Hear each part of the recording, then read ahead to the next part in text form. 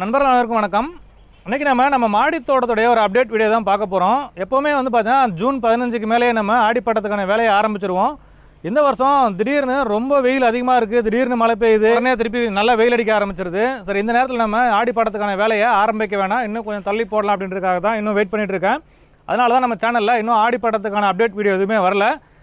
இருந்தாலும் நம்ம ஆடிப்பட்டம் இன்னும் ஆரம்பிக்கலைனாலும் நம்ம மாடி தோட்டத்தில் இப்போவும் சில கொடி வகை காய்கறிகள் அறுவடை கொடுத்துட்ருக்கு. மாடி தோட்டத்தில் இப்போதைக்கு என்னென்ன காய் அறுவடை தயாராக இருக்குன்றதை முதல்ல பார்த்துட்டு அதுக்கப்புறம் ஆடிப்பட்டத்துக்கான வேலைகளை பார்க்கலாம்.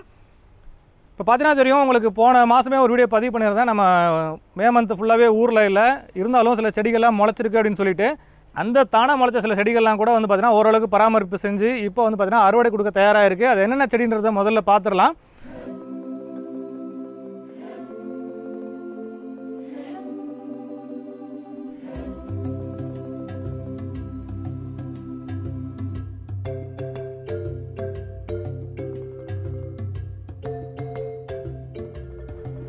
இங்கே வந்து பார்த்தீங்கன்னா நிறைய மிதிப்பாகல் காய்ச்சிருக்கு. இந்த மிதிப்பாகலாம் வந்து பார்த்தீங்கன்னா இவ்வளோ தான் வளரும், இதுக்கு மேலே விட்டோம்னா அப்படியே பழுத்துரும். அதனால் இதெல்லாமே பார்த்தீங்கன்னா அறுவடை பண்ண போகிறேன்.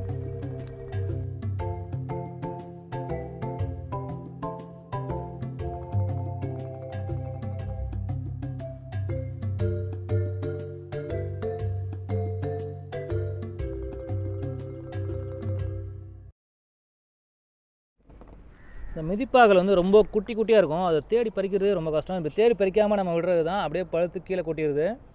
இப்போதைக்கு 2 பொடலங்காவும் கொஞ்சம் மிதிப்பாகலும் கிடச்சிருக்கு. பார்த்தீங்கன்னா இங்கே ஒரு கோவக்காய் செடி இருக்குது. இந்த கோவக்காய் செடி வந்து பார்த்தீங்கன்னா கிட்டத்தட்ட ஒரு 2 வருஷமாக இருக்குது. இதில் வந்து பார்த்தீங்கன்னா இதை நம்ம வருஷம் நடவு செய்ய தேவையில்லை, அறுவடை முடிஞ்சதுக்கப்புறம் கட் பண்ணி விட்டோம்னா போதும், மறுபடியும் அதிலே துளிர்கள் வந்து மறுபடியும் காய்க்க ஆரம்பிச்சிடும். இந்த மே மந்த் வந்து பார்த்தீங்கன்னா இதில் நிறைய கிளைகள்லாம் காஞ்சி போயிருந்தது இந்த கொடியில்.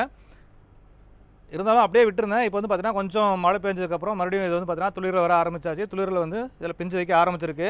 இப்போ மேலே காமிக்கிறேன் பாருங்கள், அந்த காஞ்சி போன கொடிகளும் அங்கேயே இருக்குது. அந்த காஞ்சி போன கொடிகள்லேயே பார்த்தீங்கன்னா சில சைடு பிரான்ச் எல்லாம் வச்சு வளர்ந்து இப்போ பார்த்தீங்கன்னா பிஞ்சுகள் வைக்க ஆரம்பிச்சிருக்கு. இந்த மாதிரி தொடர்ந்து அறுவடை தரக்கூடிய கொடி வகை காய்கறிகள் நம்ம மாடி தோட்டத்தில் நடவு செஞ்சோம்னா நம்ம அடிக்கடி செடிகள் மாற்ற வேண்டிய அவசியம் இல்லை. தொடர்ந்து வந்து பார்த்தீங்கன்னா நமக்கு காய்கறி கிடச்சிட்ருக்கோம். கோவக்காவும் கொஞ்சம் அறுவடை தயாராக இருக்குது, அதையும் நம்ம பறிக்கலாம்.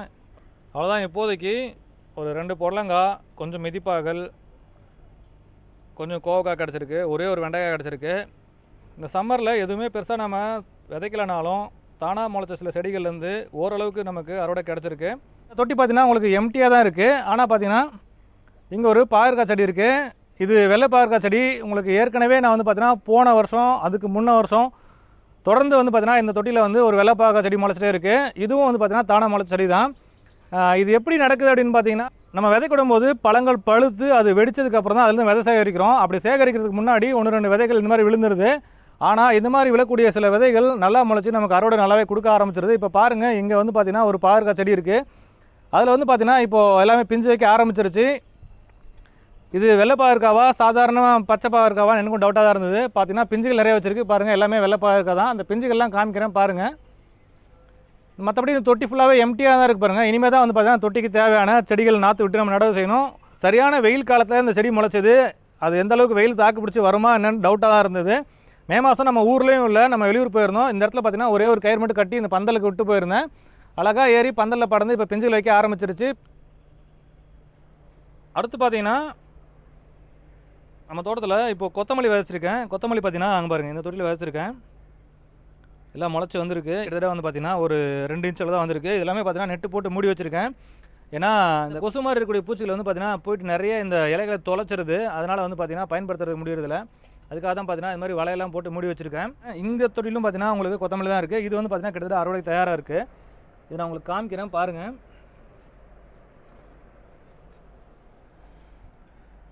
இதில் பார்த்தீங்கன்னா கொத்தமல்லியோட சேர்த்து நிறைய வந்து கீழநிலையும் முளைச்சிருக்கு. கொத்தமல்லி எங்கே இருக்குது, கீழநிலை எங்கே இருக்குன்னு தேடி கண்டுபிடிக்கிறது ரொம்ப கஷ்டமாக இருக்குது.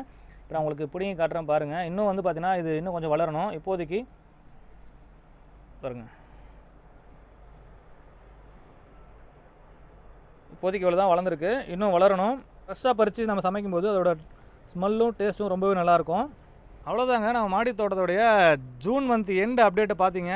இன்னும் ஆடிப்பட்டம் ஆரம்பிக்கவே இல்லை. ஆரம்பிக்கிறதுக்கு முன்னாடி என்னென்ன செடிகள் இருக்குது அப்படின்றத உங்களுக்கு காமிச்சிருக்கேன். அடுத்து இன்னும் ஒரு 15 நாளில் நம்ம ஆடிப்பட்டத்தை ஆரம்பிச்சிருவோம். ஆடிப்பட்டம் ஆரம்பிச்சதுக்கப்புறம் என்னென்ன விதைகள்லாம் விதைக்க போகிறேன், அது எப்படி வளர்க்க போகிறேன்றதையும் அடுத்து வரக்கூடிய வீடியோக்களில் அப்டேட் பண்ணுறேன். உங்கள் ஊரில் வெயில் எப்படி இருக்குது, நீங்கள் ஆடிப்பட்டம் ஆரம்பிச்சிட்டிங்களா அப்படின்றத கமெண்ட்ஸில் பதிவு பண்ணுங்கள். மேலும் ஒரு நல்ல பதிலை சந்திக்கலாம். நன்றி, வணக்கம்.